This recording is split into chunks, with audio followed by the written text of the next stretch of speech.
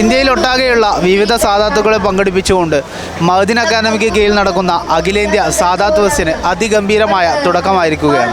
ചരിത്രത്തിൽ ആദ്യമായാണ് സാദാത്തുക്കൾക്ക് മാത്രമായി അവരുടെ കഴിവിനെയും അവരുടെ കലാവാസനയെയും പ്രോത്സാഹിപ്പിക്കുവാൻ വേണ്ടി ഇത്തരമൊരു പരിപാടിക്ക് അരങ്ങൊരുങ്ങുന്നത്. ഈ പരിപാടിയോടുകൂടെ തന്നെ കേരളത്തിലെ വിവിധ കബീലകളിൽപ്പെട്ട സാദാത്തുക്കൾ സംഗമിക്കുന്ന സാദാത്ത് സംഗമവും ഇന്ന് ഈ വേദിയിൽ വെച്ച് നടക്കും.